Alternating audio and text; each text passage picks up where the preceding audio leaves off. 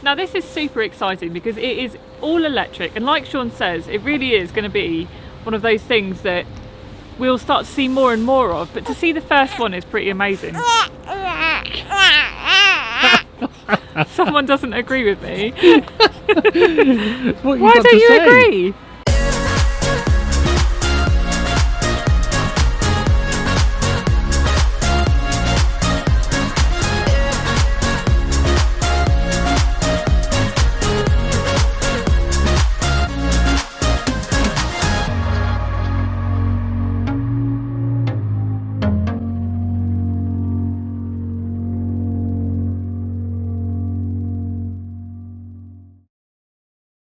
Now, just last month, the UK government announced that by 2030, no petrol or diesel cars will be allowed to be sold here in the UK.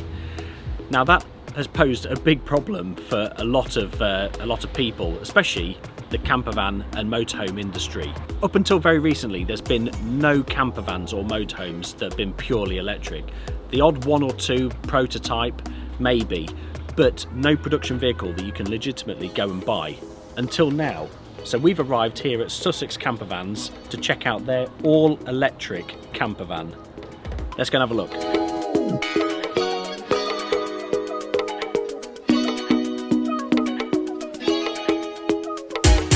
So as you can see, this is based on a Nissan ENV200. Now these have been around for a little while now, but they've never been turned into a campervan before. So like I say, this is one of the first ones that we're going to be able to see. Now right at the front, you'll see exactly where the power goes in. Now this is where both the leisure battery power and the cable for charging the motor battery are plugged into. I like how it's got the blue part to the Nissan front logo there. That's just basically to show you that it is electric. And you'll see that on all the Nissan ENV200s. So on the driver's door side, you'll notice that we actually have a sliding door here. Now this isn't actually access into the vehicle, however, it does open. And you've got access to the water bottle here, but also to the kitchen. So if you want to get rid of those kitchen smells, you can just open the door. Have a nice breeze coming through. But there is a door the other side, I'll show you in a second. You can't just climb in through the kitchen area, don't worry. Now if you don't want to open the door, there is of course a sliding window as well. You've also got an awning rail. Now this is on both sides again, and you've also got the pop top above. I really like the decals that they've put along the side here, and the fact that they've got a big sign there that says all electric, just to remind everyone that you're being good to the environment. So round at the back you've got tinted windows for privacy. You've also got barn doors. Now that's split into a 2/3 and a 1/3 configuration for the barn door style. Now as you can see, it does have a pop top roof that actually gives you another 2 sleeping spaces as well as the 2 downstairs. That's also a manual pop top. But let's have a look at the most exciting parts. On this side is the access door. Come with us, have a look inside.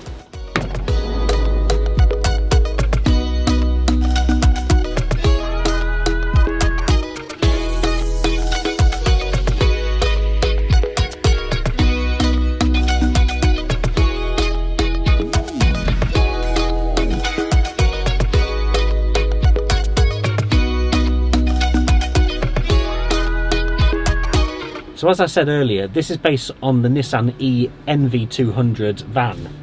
It was the first, I believe anyway, the first production all-electric van that came on the market. The big question that everyone is going to ask is, what is the range like? And it's not massive, but you're talking a maximum of 180 miles. So speaking to the guys here, a realistic range of around about 120 to 180 miles, depending on conditions, depending on what extra things you're carrying in the van, what the weather's like, whether you've got all the heating on, air conditioning and all that kind of stuff. Yeah, you're not going to be belting across Europe in something like this, but if you are keen on going to the beach, or you're going local campsites like that for just a couple of nights, it's more than adequate. The way it works is at the front you've got like an opening flap, and you've got 2 plugs that go into there. One powers your lithium batteries in the back, the leisure batteries that power the habitation area, and the other plug charges up the engine, well not the engine, the motor battery, and you can choose between the 2. Now you could actually, realistically, if the campsite is happy with you doing this, you could actually maybe pay for the pitch that's next door to you and use their electric. Obviously it costs you a bit more, but probably a lot less than it would in petrol or diesel. So you could have both plugs plugged in, powering both the leisure batteries and also the motor batteries, and use that overnight. But obviously it depends whether the campsite is happy with that, and it also depends on what supply the campsite has. It really varies. I've been to campsites that have 6 amp supplies, and in that case it really will take ages to charge up a huge battery that would be in a motor vehicle like this. So it's something that I think campsites are really going to have to get on board with these new rules that are coming in 2030. So we shall see. Now the rest of the van is normal van as you'd expect. So you've got your stereo, air conditioning, controls and all that kind of stuff. The only difference is where your automatic lever is, because it is only one gear because it's an electric motor, you have options where you can increase the regenerative braking, which basically means if you let off the power, the vehicle will brake for you. The actual resistance in the motor will brake, and it will add battery power back into your batteries. So if you're careful, it's a bit of a different way of learning when you drive an electric vehicle, and you just have to be sort of cautious with, if you're going down a real steep hill, just let off the power and try and get some free energy back. That's how it works. Obviously steering wheel controls as normal. You've got heated seats, heated steering wheel, fully kitted out, and then behind that you've obviously got these lovely upholstered seats. Driver's seat stays in position, but the passenger seat is on a swivel base, and it just opens up that camping area that bit more. So let's have a look at the kitchen area. You've got an induction hob, a single burner, which is powered off those lithium batteries. Everything in here is powered off the lithium batteries. Underneath the burner you've got an opening cupboard, just a small area that you can probably fit. You can fit your cups and plates in there. That's not too bad. A 50 litre Vitrifigo. I'll let you tell me how to say that. And it's also got a freezer compartment as well, which is handy for your ice creams on those summer days, unlike today. Moving back from the induction hob, you've got a decent sized round sink, fairly deep, with obviously a plug in the bottom. The tap is actually removable, so you can actually, extendable is probably the better term, so you can actually use that probably outside as well. You can open the window, you can wash the dog with that fairly easily. Not our dog though, because it's only cold water and our dog is really fussy. He'll happily jump in the sea, but Bentley doesn't like being washed with cold water. Now most production camper vans come with maybe 1 or 2 leisure batteries. This is actually fitted with 4 lithium batteries, so it's so powerful. This is why you can power things that are 230 volt like this heater is, but also anything off grid can be powered with 230 volt. Now we once did a video about a Defender camper van, and I mentioned that you could use a hairdryer in it, and people thought I just kept banging on about using a hairdryer. So it must be why my hair looks so good, but I like a good hairdryer. But look at this.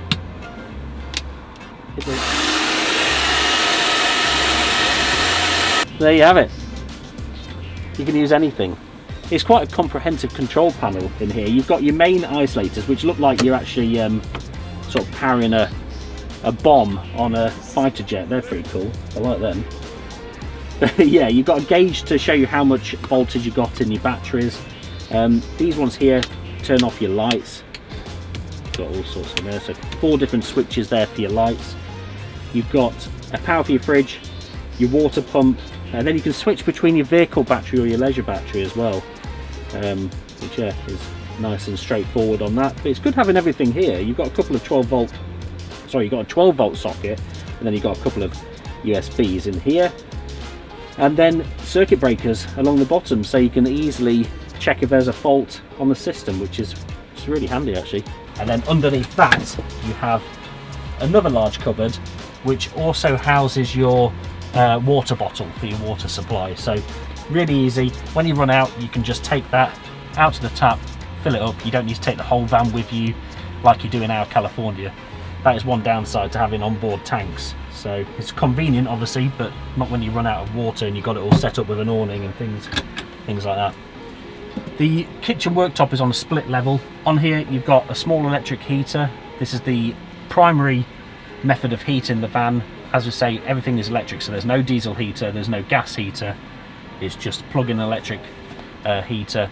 You can also, because the van is electric, you could actually turn the van on and power the heating that way if you've got enough juice left in the battery when you arrive on campsite. But yeah, so you do have that option as well.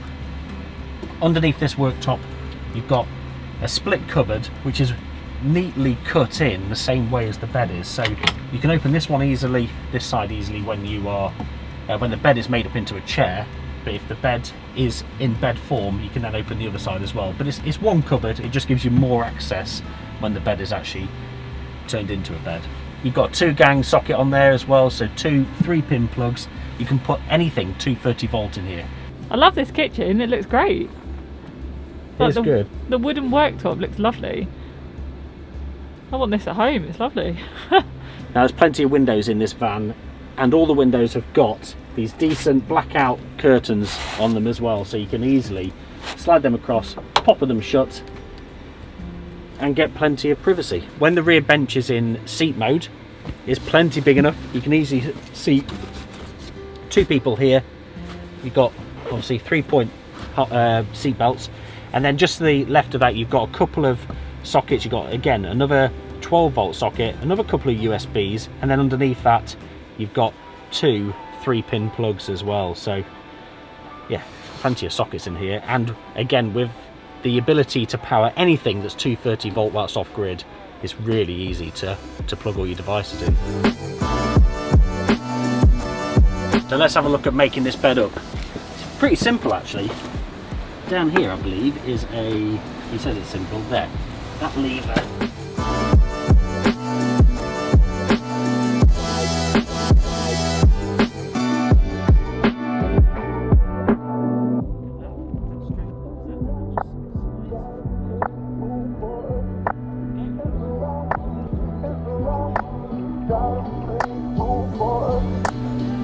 I'm not fully moved up there, but it's long enough, it's fine.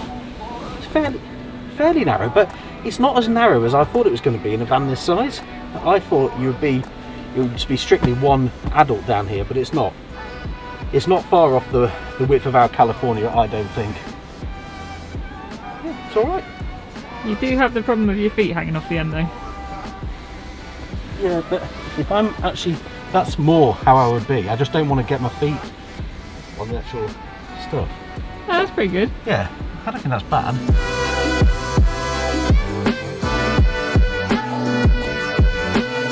So obviously one difference between this and something like a California, because it's a shorter van, if you've got a big dog like we have, like Bentley, there is no space here at all. He has to sleep with you or up on this chair, just because this does fully encroach up here. It's even quite tricky to get out if you needed to, without climbing over the bed. Obviously you can easily climb over the bed and that's fine, but when we spoke to Daniel initially from Sussex Campervans, he said how it's more advertised as a bit of a day van, so going to the beach and things like that, but I would certainly say that you can easily sleep in this overnight. It's bigger than I thought it was going to be inside. Definitely it's quite useful, especially if you, I don't know, if you slept one person downstairs and one person upstairs, you'd have plenty of space.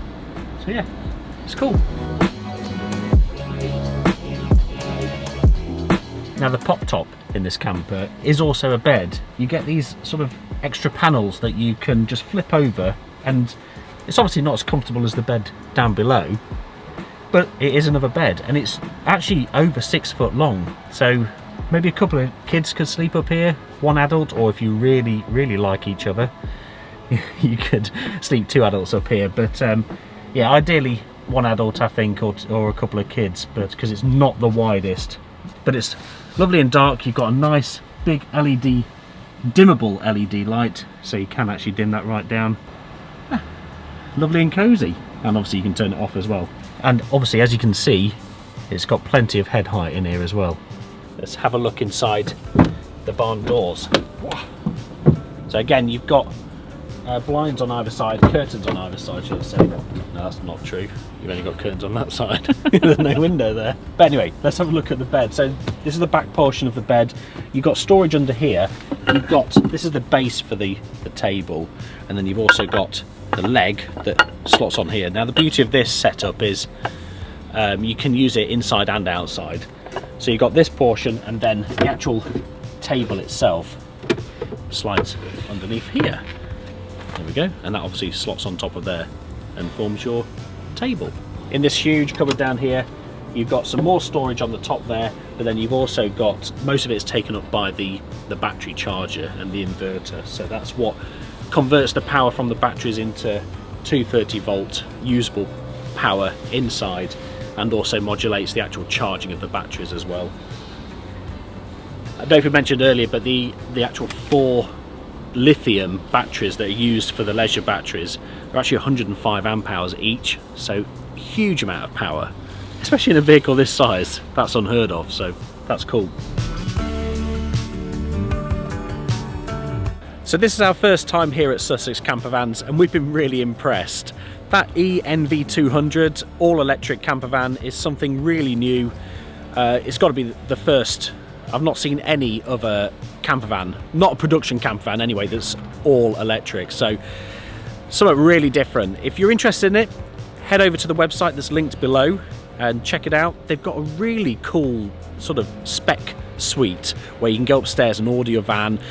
You can pick through all the different finishes. They've got custom interiors on all of these vans. There's like tons of fabric, tons of different cabinetry that you can pick from, and you can do it all upstairs in their like client suite, which is really smart actually. They've got huge monitor so you can see your van being built, computer generated on the screen, which is really smart as well. So yeah, if you're interested, check out the link in the description below, and also make sure you check out Daniel's channel as well. Daniel owns Sussex Campervans, and they've got a channel on YouTube. So head to their videos, have a look at what they've got on offer, where you get a real detailed look at all the different campervans that they have in store. Also, if you like the layout of the ENV200, but you don't want the electric format, you don't want the reduced range, you can buy that van in the same sort of style, but with a petrol engine instead. So again, check out Sussex Campervans in the description below, and we shall see you in the next video. Thanks, bye. So that we can keep bringing you quality tours, reviews, travels and consumer advice, please click that subscribe button, and don't forget to also click the bell so you're always notified of the latest release.